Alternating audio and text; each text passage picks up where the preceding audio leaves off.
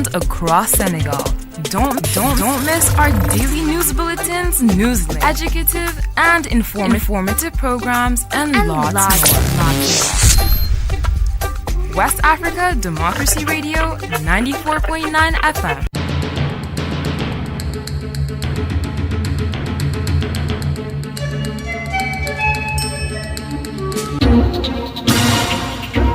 WADR, promoting dialogue. It's midday in Dakar, 1 o'clock in Abuja. Good afternoon and many thanks for staying tuned to West Africa Democracy Radio, broadcasting on 94.9 FM and around the world on WADR.org. Welcome to Newslink. Here are the top stories. Ghana suspends operations of 9 radio stations over breach of broadcast regulations. There is the issue of freedom of expression, but there's also the issue of responsibility. The Constitution makes room for responsibility. Freedom of expression, yes, but you must be responsible for your state. You must be responsible for compliance. However, DJA does not condone with stifling of freedom of expression. Mali's Transitional Authority incarcerates former Prime Minister Shogo Maiga for alleged financial misconduct. Burkina Faso hosts meeting to launch AES regional parliament. We will try to clarify a number of elements that were mentioned in the treaty, the last part of the institutional architecture of our integration, which is the Parliament of the Union. Togo's civil society groups plan another protest on August 16 over crackdown on freedoms by the government. Please stay tuned for details of these stories and more. Christopher Aticho with Newslink. Many thanks for joining our broadcast and a warm welcome to our listeners within and beyond the sub-region. Newslink begins in Ghana, where the National Communications Authority, NCA, has suspended the operations of 9 radio stations across the country. The affected media outlets are accused of breaching broadcasting regulations despite a 30-day grace period granted by President John Dramani Mahama for them to address their infractions. According to the NCA, enforcement team have been deployed to ensure that the affected stations immediately cease transmission. Among the stations impacted are 3 under the Wontumi brand, owned by the Ashanti Regional Chairman of the opposition New Patriotic Party, the NPP. From Accra, Nade Tete reports. In June this year, President John Dramani Mahama granted a 30-day grace period to more than 60 radio stations found to be in breach of Ghana's broadcasting regulations. The move followed a nationwide forensic audit by the National Communication Authority, which uncovered multiple licensing and compliance violations. The President's intervention temporarily restored their operations under strict conditions, with the understanding that outstanding breaches would be corrected by July 12 without fines. Despite the reprieve, some stations failed to act. On Tuesday, August 12, the NCA announced that it had suspended the authorizations of 9 radio stations for failing to meet regulatory requirements. Enforcement teams have been deployed to ensure they immediately cease transmission. The affected outlets include 6 community and commercial stations: Don Plus Multimedia Limited in Ho, Dreams Ghana Media Limited in New Ibrim, Jam Multimedia Limited in Kintampo, Jewel Group Limited in Dwayao in Kwanta, Bandai Star Community Radio in Bandai, and Unique Gateway Communication Limited in Nkoko, all shut down for ignoring the compliance directive. Also suspended are 3 Wontumi FM stations in Accra, Kumasi and Takrady, owned by the Ashanti Regional MPP Chairman Bernard Intribuesiako, for operating without a certificate of compliance in violation of Regulation 54 of the Electronic Communications Regulations Act. However, lawyer for Bernard Intribuesiako, Andy Apiakubi, says his client's company is in compliance. We are shocked that we received this notification today that they have suspended our operations. But notwithstanding, I'm sure that when we convene and we discuss and we submit evidence of our compliance, the situation will change. The NCA says while 58 of the 64 defaulting stations have begun corrective action, those in breach risk permanent closure. For WADR, Nadedi Tete, Accra. Elsewhere in Nigeria's capital, Abuja, residents of the informal settlement known as Cashew Garden have been left homeless after the Federal Capital Territory Administration demolished the community.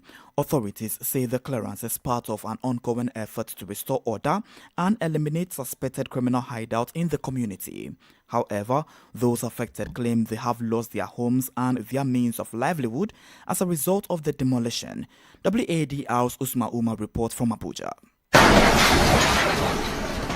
Heavy rain poured relentlessly over Apo district, but the downpour did little to slow the rumble of bulldozers. Caught off guard, residents of Cashew Garden, a shanty settlement behind the Federal Housing Authority, scrambled to rescue what they could from their makeshift homes. Soaked and confused, they clutched clothing, bedding and cooking pots as the task force on duty sanitation dismantled their community. Officials say for years, the cluster of structures had become a nuisance to nearby residents and was located directly on a planned road corridor. However, for its inhabitants, it was home and a source of income. Community chairman Stephen Obiozo states that the demolition has left many with nothing. We are looking for our daily bread. We are not criminals. We are begging government to allow us because, all fingers are not equal. We have seen a lot. It's not because we don't have job. We say there's job around.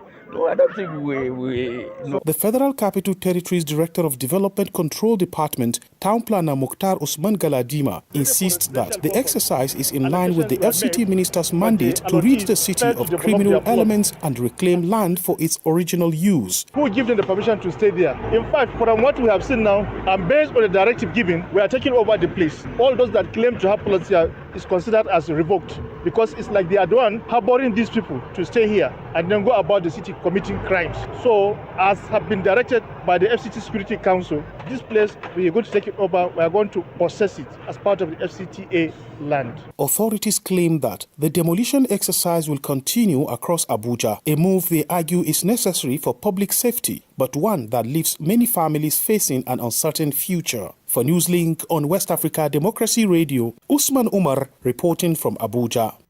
We now turn attention to the Central Sahel region, especially Burkina Faso, where a sub-regional meeting is underway to establish the Parliament of the Alliance of the Sahel State AES. The gathering, which began on August 11 in Ouagadougou, brings together experts from Mali, Niger, and Burkina Faso. Delegates are discussing the structure and implementation of the various AES institutions, as well as defining the mandate of future parliamentarians representing the three Sahelian nations. Sankole Janko completes the story. The main objective of the meeting is to prepare a preliminary draft of the additional protocol and rules of procedure for future confederal parliamentary sessions. Colonel Inusa Namao, second vice president of the Consultative Council for the Refoundation of Niger, emphasized the importance of this effort in advancing regional integration. This is an important step in the construction of the architecture of the AES. We are committed to this logic of sovereignty so that these institutions can serve the people of the different countries of the AES. This conference follows the Niamey summit held on July 6, 2024, which brought together the presidents of the three AES member states. A meeting described as significant by Daouda Diallo, fourth vice president of the Transitional Legislative Assembly of Burkina Faso. We will try to clarify a number of elements that were mentioned in the treaty. With the delegation, it will be quite simple to be able to carry on the baptismal foundations, the last part of the institutional architecture of our integration, which is the Parliament of the Union. Following the College of Heads of State and the Council of Ministers, the Confederal Parliament constitutes the final consultative body of the Alliance of Sahel States AES. The work of the parliamentarians and experts is scheduled to continue until August 15. A report by WADR's Ouagadougou correspondent Martin Kaba and voiced by Sankole Janko. More stories coming up on West Africa Democracy Radio. Newslink continues. So in the Central Sahel, but turning attention to Mali, former Prime Minister Shogo Maiga is currently in custody as part of an ongoing investigation by state authorities. This follows his appearance before the Economic and Financial Crimes Center on August 1, 2025. Maiga is suspected of financial misconduct during his tenure as Prime Minister. A report from the Auditor General's office, which oversees the use of public funds, questions his management of the office. Augustine Colley tells us more. After an initial hearing on August 1 at the Economic and Financial Center, former Prime Minister Shogel Kokala Maiga was summoned again on Tuesday. His lawyer, Sheikh Omar Konari, stated that although investigators had announced their intention to interview some of his former colleagues, this did not ultimately occur. The officers from the brigade formally notified him of his placement in police custody pending the transfer of his case file to the appropriate authorities. Several former collaborators of the former Prime Minister were also taken into custody, including his former Chief of Staff and 3 former administrative and financial directors of the Prime Minister's office. Shogel Maiga is suspected of damaging public property. His management of the Prime Minister's office was criticized in a report from the Auditor General, who is responsible for overseeing the use of public funds. The case was referred to the courts following numerous critical statements made by the military currently in power. Shogel Maiga denounces this situation as a witch hunt and an attempt to intimidate and eliminate a significant political figure. Augustine Colley filed that report. In more judicial matters from the Sahel, Niger's Bar Association has announced a major strike scheduled for Thursday and Friday, August 14 and 15 in protest against the dissolution of some judicial sector unions. At least 3 justice unions have been dissolved by the country's transitional government following a recent media appearance by the Minister of Justice. The Nigerian Bar Association condemns the move, describing it as a setback of unprecedented gravity, and argues that the decision violates the Charter of Refoundation, International Law Organization Conventions 87 and 98, as well as the African Charter on Human and People's Rights. Abdullah Hassan has the details in this report. At its general meeting on Tuesday, Niger Bar Association denounced the dissolution of the 3 justice sector unions through a decree by Transitional President General Abdurrahman Chani. Umaru Sanda Kadri is president of the Bar Association. In addition to explaining without being able to justify the arrests of 10 law enforcement unions by threatening the officials of the 10 pursued unions, is taking the action of unprecedented gravity. The Minister of Justice assumes with glory and glorify the compromise of union freedom, the independence of justice, freedom of expression, and even the right to defend a certain independence of justice. The Bar also denounces the government's desire to undermine the independence of the judiciary, which it states will not be without consequences for the proper functioning of the judicial system. In this context, lawyer Umaru Sanda Kadri says, The Bureau, faithful to its vocation, condemns any form of political interference in the administration of justice, arbitrary mutations aimed at sanctioning magistrates for their decisions, acts that are against the independence of the judiciary and the separation of powers. Meanwhile, the Bar Association announces a strike this Thursday and Friday to protest the dissolution of the 3 justice sector unions. While reaffirming their commitment to defending the independence of justice and rule of law in all circumstances, the lawyers are calling on the Minister of Justice to engage in dialogue with stakeholders in the judicial sector, which they term as the only voice to resolve the disputes. Abdullah Hassan with the details of a report by WAD House correspondent in Niamey, Mutala Zuberu. Similarly, in Togo, civil society and human rights organizations have announced another major demonstration scheduled for Saturday, August 16 in protest against the government. Organizers say the rally will be held under the theme Togo Death Day as a symbol of outrage over what they describe as a systemic denial of fundamental freedoms, including the right to peacefully assemble. The announcement follows the authorities' decision to ban their planned demonstration in Lomé for the 3rd consecutive time. In response, the group now mobilizing support for spontaneous protests led by the M66 movement, which openly opposes the current regime. The civil society organizations say Togo Death Day marks a new phase of their ongoing struggle for freedom of expression and the right to protest.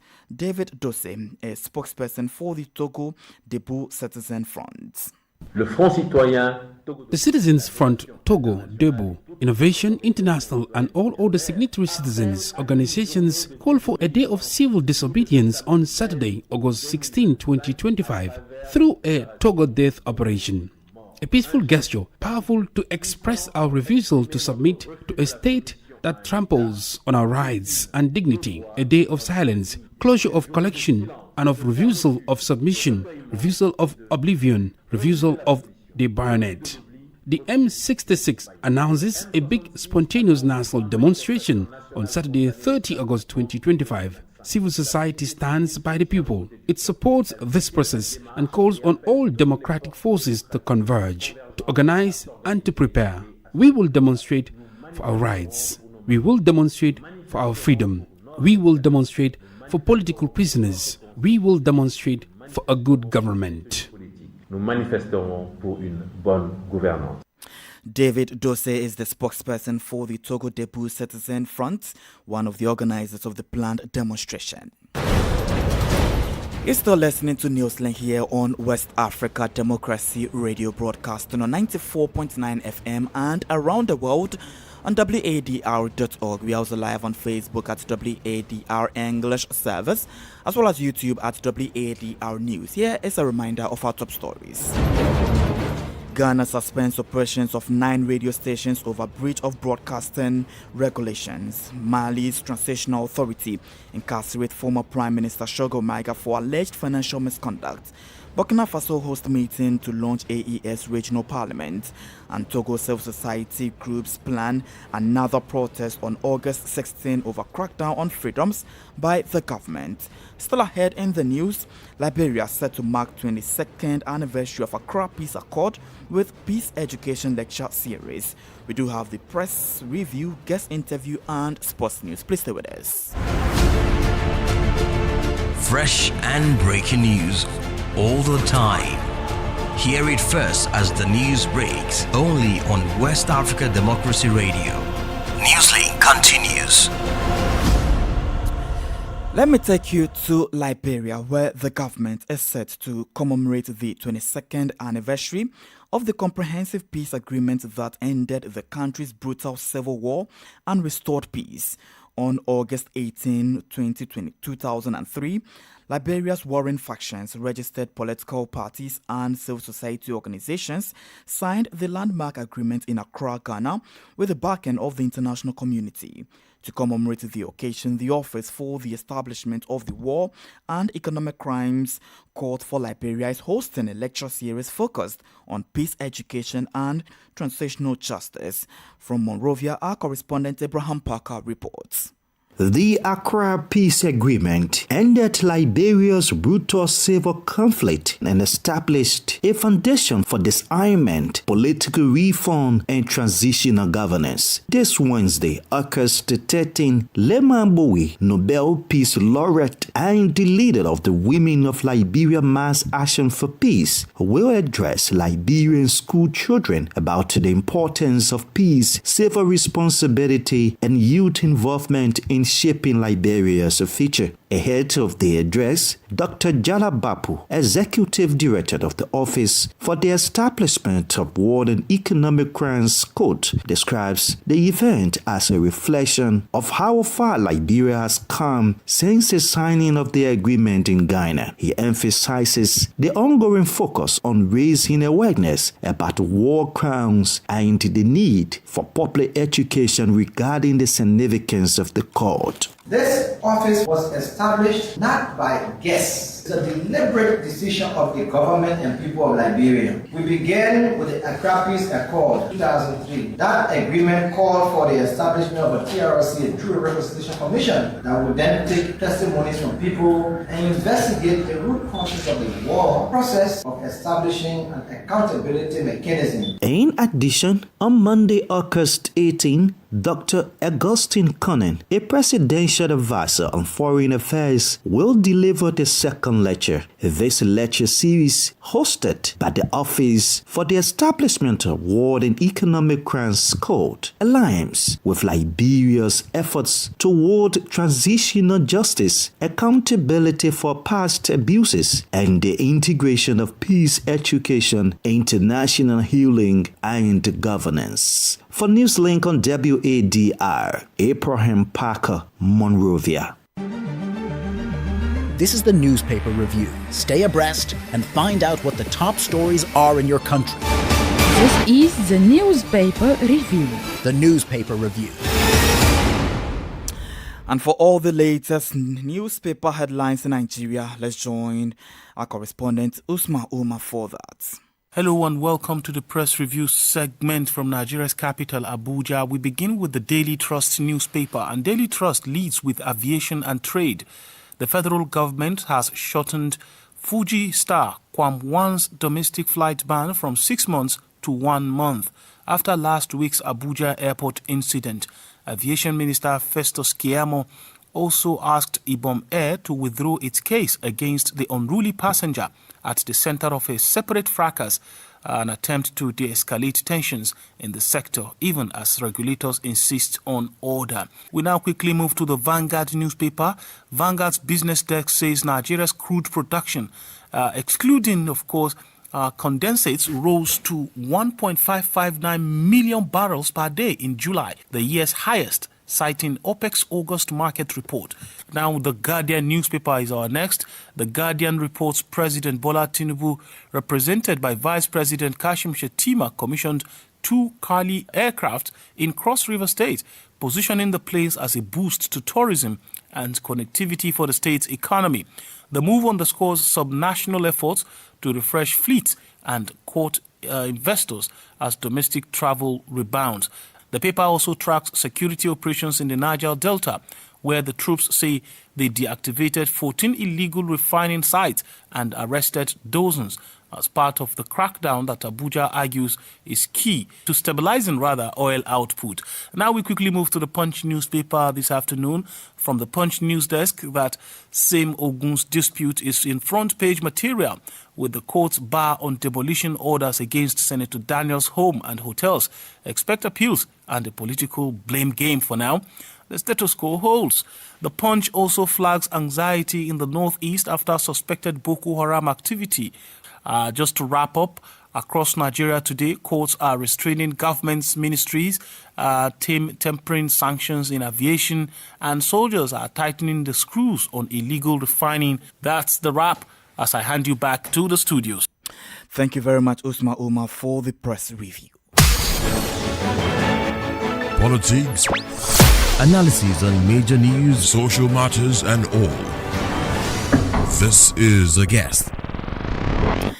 In our guest interview segment, we turn attention back to a major development in Ghana's media landscape, where the National Communications Authority has suspended the operations of 9 radio stations across the country for alleged breaches of broadcasting regulations, despite a 30-day grace period earlier granted by President John Dramani Mahama to allow the stations to rectify their infractions. To help us understand the implications of this move on press freedom, media regulations, and the broader democratic space, we are joined by the Vice President of the Ghana Journalists Association, Rebecca Ikpe. On the side of the GJA, this is the same information that we are collecting, the Ghana Journalists Association. We are also collecting this information, and we are also being abreast of the situation as what is happening. Now, the Ghana Independent Broadcasters Association, they are directly having an oversight over broadcasting stations. Ghana Independent Broadcasters Association. Partly, some of the affected people are members of the Ghana Independent Broadcasters Association. I have heard the Ghana Independent Broadcasters Association speak of the fact that they have had series of engagements with the affected persons even before now to get them to comply. So as of now, what exactly the issues are, what exactly the infractions are, who and which stations have not met are things that are still in limbo. Does the Ghana Journalists Association believe the enforcement action undermines press freedom in any way? Chapter 12 of the 1992 Constitution, of Ghana's 1992 Constitution, speaks to freedom of expression. Article 162, 163, there is the issue of freedom of expression, but there's also the issue of responsibility. The Constitution makes room for responsibility. Freedom of expression, yes, but you must be responsible for your state. You must be responsible for compliance and all of that. However, GJA does not condone with stifling of freedom of expression. One of the reasons why the GJA was established was to promote freedom of expression and uphold free speech. We do not condone that. We do not believe that this is this is happening because of that. Were the affected stations given a fair and transparent opportunity to comply within the 30-day grace period, in your opinion? I believe so. I believe that what happened at the time when, that is way back in June, when the number of stations, about 62 of them or so, were closed down, there was a lot of hue and cry. In fact, the GJ also came out that people, came out to speak on the issue. If stations are being closed down, they must be given a fair hearing. We believe so. They must be given a fair hearing. Yeah, but in the meantime, finally, before I let you go, ma'am, GJA willing to engage with the NCA or perhaps and the government regarding the possible dialogue or resolution for the affected media houses? Oh, why not? I mean, why not? One of the tools that we have as the Ghana Journalists Association is the relationship that we have with stakeholders. We have a open relationship with stakeholders that we're able to reach out to them. As I speak with you now, we're going to meet with the rank and file of the CDS, that is the Chief of Defense Staff of the Ghana military, concerning all the issues that are happening in Ghana. I'm sure you are very much aware. We have a meeting this afternoon. That's how open we're able to engage. The leadership of the Ghana Journalists Association is going to meet with the hierarchy of the military in Ghana concerning all the issues that are happening right now. So that to let you know and give you the idea that we have a relationship with stakeholders. We engage with them in the interest of journalists and free speech in Ghana. Rebecca Ekpe is the Vice President of the Ghana Journalists Association. And anytime you hear that whistle, it tells you that it's time for sports, and the sportive Sankole Janko is here. Sankole? Yes, bonjour, Christopher. Bonjour. Yes, bonjour. Let's talk about basketball, shall we? Let's begin with basketball because Senegal made a dominant start to the 31st Men's Afro Basket, defeating Uganda 88-53 in the tournament opener on Tuesday, August 12 in Luanda, Angola. The Lions, unbeaten in the qualifiers, quickly asserted control with 90 runs and maintained their lead throughout, bolstered by strong bench support and inside play.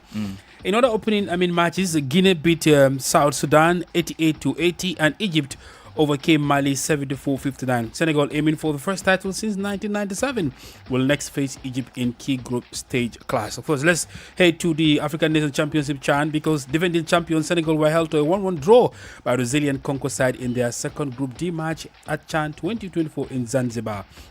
Elsewhere, the shocking results of the day yesterday was that Sudan stunned Nigeria with a 4-0 victory in Zanzibar, eliminating the Super Eagles from Group D and going top of the table. The result leaves Sudan and Senegal on 4 points, Congo on 2, and Nigeria out of the contention, would you believe? For the fixtures today, Mauritania will take on Burkina Faso and Madagascar will take on Central African Republic, CAR. You look at me when I mention the results between Nigeria and Sudan. Why? I just want to comment because this clearly comes to tell you that in Nigeria, what the Nigerian ladies can do, the Nigerian men are unable to do. But I would know Imo and... Coming from a Ghanaian, I'm not surprised. You're just looking for an opportunity like this. Nigerians and Ghanaians are good friends. We are good friends. Yes, I know, but you are excited that you are happy that they've been thrashed. Well, this is a game. All right. Well, that's it for sports, Christopher. Thank you very much, Sankole Janko, for sports. And with that, we've come to the end of this edition of Newslink here on West Africa Democracy Radio, broadcasting on 94.9 FM and around the world on Wadr Thank you for listening, and many thanks to Mustafa Sek and Sheikh Njai for the technical assistance. Do interact with us via social media platforms, X, formerly Twitter, Instagram at WADR News, and on Facebook at WADR English Service. Coming up at the bottom of the hour is our gender program 50-50 with Nadede Tete. I am Christopher Atito. Good afternoon and enjoy the rest of our broadcasts. And many thanks to you for listening to Newslink via Hot 104.3 FM, New Me FM 94.0, Hilltop Radio 104.7 FM, and Veritas Radio 102.9 in Banjul, the Gambia. We also appreciate our listeners in Liberia via Alternative Youth Radio 98.9 FM, Lofa County, Radio Kagama 94.5 FM, Nibe County, DCN Radio 91.3 FM, Riverside County, Wakat FM Radio, Banga, Liberia, Radio Baf FM 91.3 Sierra Leone. For you listening via Radio Pad 95.1 Damango, Savannah region, and on Royals FM 104.7 Wenchi, Ghana, we say a big thank you. Remember, West Africa Democracy Radio is all about you, your views, and your opinions.